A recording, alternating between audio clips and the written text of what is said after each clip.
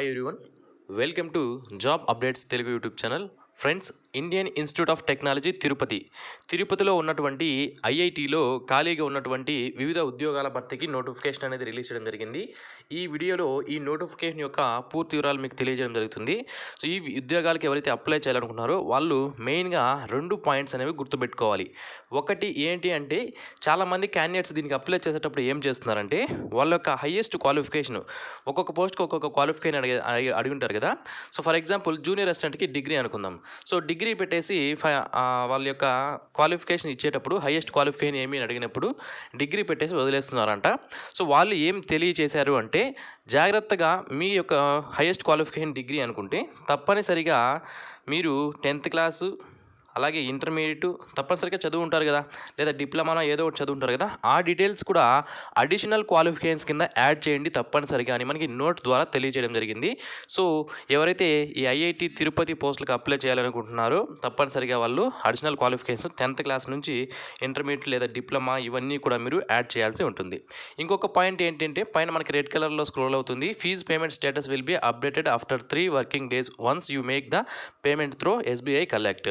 So మనకి fee pay చేయడానికి ఒక సపరేట్ లింక్ అనేది ఇచ్చారు. ఆ లింక్ ద్వారా మీరు లాగిన్ అయ్యి ఫీజు కానీ పే చేస్తే, సో ఫీజు మీ అప్లికేషన్కి యాడ్ అవ్వడానికి 3 వర్కింగ్ డేస్ అనేది పడుతుంది.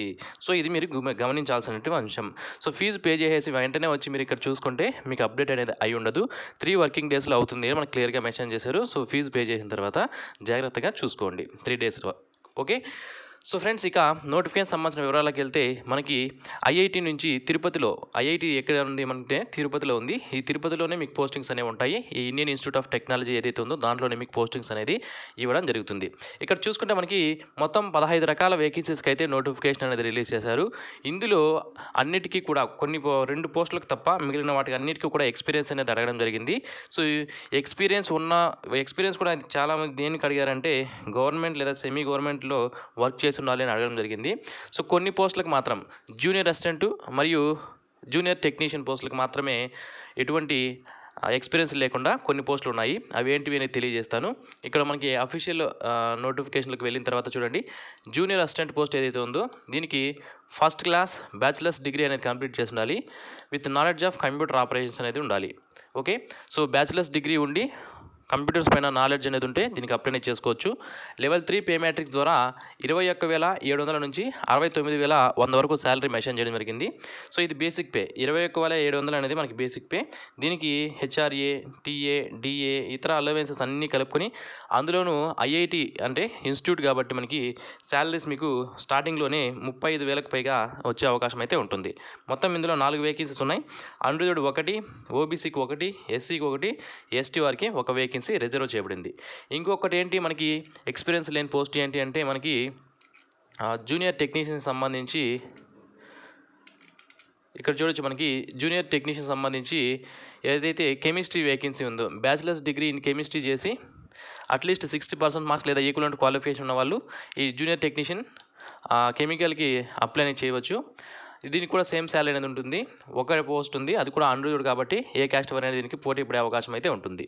మిగిలిన అన్ని పోస్టులు ఎగ్జిక్యూటివ్ ఇంజనీర్ కానీ, ఏఈఈ అంటే assistant executive engineer, civil electrical, technical officer, system mechanical electrical సంబంధించి medical officer, deputy librarian, horticulture officer, junior technical superintendent, deputy registrar, assistant registrar, junior Hindi assistant grade 1 వీటన్నిటికీ కూడా మనకి ఎక్స్పీరియన్స్ అనేది అడగడం జరిగింది. అది కూడా 1 or 2 ఇయర్స్ కూడా కాదు, మోస్ట్లీ అన్ని వాటికి కూడా 5 years పైన ఎక్స్పీరియన్స్ అనేది అడగడం జరిగింది. ఎవరికైనా ఎక్స్పీరియన్స్ అనేది ఉంటే, సో నోటిఫికేషన్ పీడిఎఫ్ లింక్ని వీడియో కింద డిస్క్రిప్షన్లో ఇస్తాను. అక్కడ నుంచి క్వాలిఫికేషన్ డీటెయిల్స్ అన్ని చూసుకొని, ఎక్స్పీరియన్స్ ఎంత ఉండాలని చూసుకొని మీరు అప్లై చేసుకునే అవకాశం అయితే ఉంటుంది.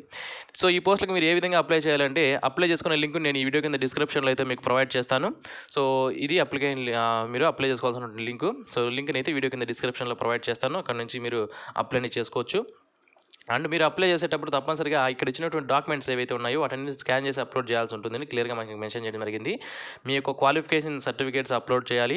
అలాగే క్యాస్ట్ డేట్ ఆఫ్ బర్త్ ఉంటే అది, లేదా school matriculation certificate 10th class certificate ఉన్నా సరిపోతుంది. డేట్ ఆఫ్ బర్త్ సర్టిఫికేట్ లేకపోతే category certificate SC, ST, OBC, economically weaker section, person with disability, ex service man వీళ్ళు ఏది మీకు సంబంధించిన దాని యొక్క సర్టిఫికేట్ అనేది అప్లోడ్ చేయాల్సి ఉంటుంది.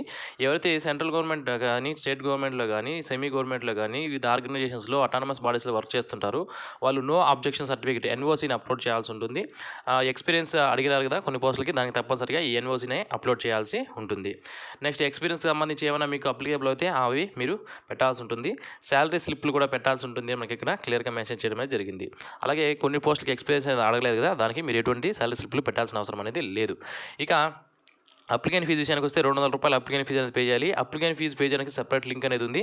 ఆ లింక్ను కూడా నేను వీడియో కింద డిస్క్రిప్షన్లో అయితే మీకు ప్రొవైడ్ చేస్తాను. Okay, so next ₹200 application fee అనేది ఉంటుంది. ఓకే, సో ఇక్కడ అప్లికేషన్ ఫీజులో కూడా మనకి all women candidates belong to SC, ST, ex servicemen వీళ్ళకి ఎటువంటి ఫీజు అనేది పే చేయాల్సిన అవసరం అనేది లేదు.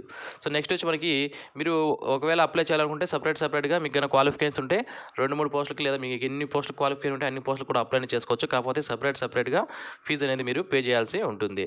ఇక ఈ పోస్టులకు సంబంధించి మీరు ఎగ్జామ్ కానీ, రిటన్ టెస్ట్ కానీ, ట్రేడ్ టెస్ట్ కానీ, స్కిల్ టెస్ట్ కానీ అటెండ్ అయినప్పుడు TA కానీ నో TA ట్రావెల్ అలవెన్స్ మేము ఇవ్వము అని క్లియర్గా ఇక్కడ మెన్షన్ చేయడం జరిగింది. సో ఓకే, సో ఈ పోస్టులను పెంచడానికి కానీ తగ్గించడానికి కానీ వీళ్ళకి రైట్స్ ఉన్నాయని మనకి క్లియర్గా మెన్షన్ చేశారు. సో ఇది ఫ్రెండ్స్ ఈ నోటిఫికేషన్ సంబంధించిన పూర్తి వివరాలు. సో అప్లై చేసుకున్న లింక్ని వీడియో కింద డిస్క్రిప్షన్లో ఇస్తాను. సో మనకి ఆన్లైన్ రిజిస్ట్రేషన్స్ అనేవి స్టార్ట్ అయ్యాయి. లాస్ట్ డేట్ వచ్చి మీరు అప్లై చేసుకోవడానికి 29/1/2021 లోపు అప్లై చేసుకోవాల్సి ఉంటుంది. And thanks for watching this video. Have a nice day friends.